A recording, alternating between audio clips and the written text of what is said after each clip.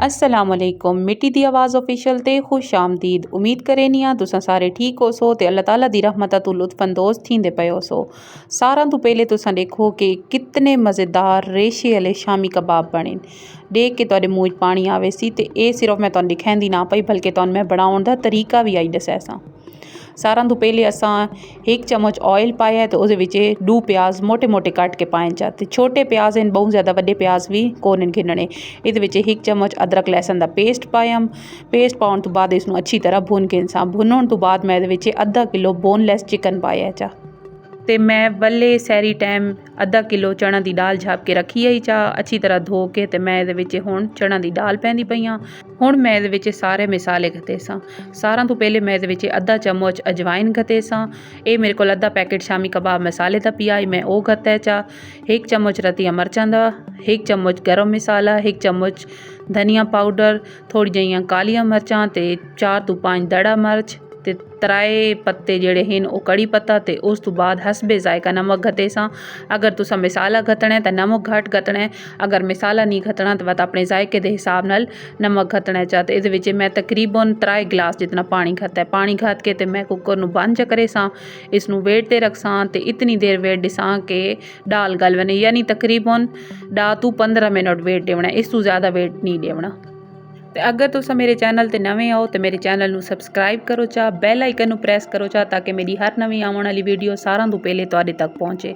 Video नूं like कीता करो, शेयर कीता करो ते कमेंट बॉक्स विच अपनी राय ज़रूर दित्ती करो। ये हुण मैं इसका वेट खोलिया चा ते देखो हाले इहदे विच थोड़ा जिहा पानी नज़र आंदा पिया। मैं सारां तो पहले इहदे विचों पत्ते कढ के देन, कड़ी पत्ता जिहड़ा है वो इहदे विच पीसी नहीं, इस वजह तो मैं वो कढ के दै। कढण तो बाद मैं इसका पानी खुश्क करे सां चा। खुश्क करन तो बाद ये फिल वक्त इन्हें लगदा पिया कि इहदे विच पानी ज़्यादा है, लेकिन इसनूं कै खुले बर्तन विच पा के ते थोड़ी देर रखसां ते इसका पानी आपे गायब थी वेसी, यानी कि ये जिले थोड़ा ठंडा थी सी तो ये आपे थोड़ा सख्त थी होने लग वे सी। ते बाद असां 1 चम्मच नाल इसनूं अच्छी तरह मिक्स करना है ते इसे चिकन पीस जेड़े हैं वो चंगी तरह त्रोड़ गिनने तो रेशे रेशे अलहदा थी वेसन। कुछ लोग चिकन नूं उक्का अलहदा बॉयल करे ने ते हाथ नाल उसे रेशे करे ने, वो तरीका भी ठीक है लेकिन ये तरीका बहुत आसान है। मैं तो प्लास्टिक के चम्मच नाल मिक्स करे नहीं पई, अगर तुहाडे कोल लकड़ी दी चमची होवे तो तुसां उस दे नाल अच्छी तरह मिक्स करो तो वो सही तरीके नाल मिक्स थी वेसी। ये हुण मैं इहदे विच 2 तो 3 सावियां मरचां चॉप करके घतियां चा ते इहदे विच मैं सावे धनेल कट के घते सां। अगर तुसां पुदीना घतना चाहो तो वही घत सकदे हो, वो इहदे विच कच्चा घता होया बहुत अच्छा लगता है। तो कुछ लोग इहदे विच अंडे भी शामिल करे ने लेकिन मैं इस विच अंडे शामिल ना करेंदी, बस इन्नी मिक्स करके ते मैं इसदियां टिक्कियां बना के ते रखे सां चा। जिले फ्राई करे सां तो फ्राई करन दे टाइम मैं इसनूं अंडा ला के फ्राई करे सां। अजकल बच्चे जेड़े हैं वो घर दी रोटी तो ज़्यादा बाहर दा खावना पसंद करे ने, तो जेले बच्चों को पुछो कि किश खावनी है तो आदे बर्गर मंगवा दो, पिज़्ज़ा मंगवा दो। तो तुसां ये मुख्तलिफ तरह के सांचे मिलते हैं, इस तरह मुख्तलिफ शेप्स के तुसां कबाब बना के रखो, ये बच्चों को अट्रैक्ट करे ने ते बच्चे शौक नाल खांदे भी हैं। इस तरह घर की साफ सुथरी वो शै खाने ते गोल टिक्कियां बना के तुसां उन्होंने फ्रीज़ ही कर सकते हो। जेले वो बर्गर मंगोन सैंडविच मंगोन तो तुसां आराम नाल टिक्की फ्राई करके ते उसका सैंडविच या बर्गर घर बना के दे सकते हो। इसनूं मैं टिक्कियां बना के ते फ्रीज़ करे नहीं पई तो इस कारण मैं सारा तो पहले प्लेट दे विच शीट रखी है, शीट दे उत्ते मैं बना के ते टिक्कियां रखे सां। टिक्कियां एक दूजे दे उत्ते नहीं रखना बल्कि लुगा लुगा रखना है। तो अगर तुहाडे कोल शीट ना होवे तो ये एक शापर घिन के इसनूं दुहाइयां साइडां तो कटना है चा, कट के दरम्यान चो कट के ते इयां लंबा रख के ते मैं इस उत्ते टिक्कियां रखे सां। ये जिले टिक्कियां इन्ने रखी सोन एक दूजे दे नाल चमड़ सोन ही नहीं, तो जिले खुल सोन तो वो सौखियां खुल वेनियां। मैं तो हमेशा तो इयां करेनी हाँ, चाहे कबाब होवन, चाहे समोसे होवन, चाहे रोल होवन, उन्होंने इन्नी रख के ते फ्रीज़ करेनियां तो वो बहुत जल्दी खुलते हैं।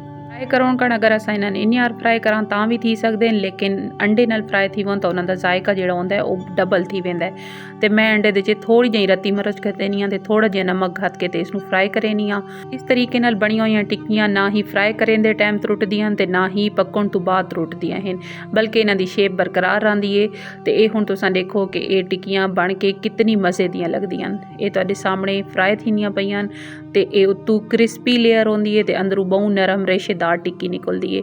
ये तुसां पराठे नाल खा सकते हो, चावलों नाल खा सकते हो, सैंडविच बना सकते हो, कैं भी तरीके नाल तुसां खाना पसंद करो उस तरीके नाल खा सकते हो। ਇਹ ਬਹੁਤ ਜ਼ਿਆਦਾ ਰਿਕੁਐਸਟ ਦੀ ਵਜ੍ਹਾ ਤੋਂ ਮੈਂ ਇਹ ਕਬਾਬ ਇਨ੍ਹਾਂ ਬਣਾਏ। वैसे तो असां चॉपर बनाने लेकिन बहुत सारी मेरी भेण आख्या बई साडे कोल चॉपर कोने, इस वजह तो सानू इन्हां कबाब बनाने का तरीका दसाओ। तो उम्मीद करेनी कि तुहानू मेरी अज की रेसिपी आसान लगी हो सी, समझ आई हो सी। तो वीडियो नू लाइक कीता करो, शेयर कीता करो, तो कमेंट बॉक्स में अपनी राय जरूर दिती करो। रमज़ान अल्लाह पाक अगर तुहाडे दस्तरखान दे विच इतनी बरकत पाइए कि तुसां रोज़ नवीं तो नवीं शै खांदे पे हो, तो अपने आस पास वालों का भी ख्याल रखा करो जिहड़े पूरा साल कोने खा सकते। अपना बहुत सारा ख्याल रखो। शुक्रिया। अल्लाह हाफिज़।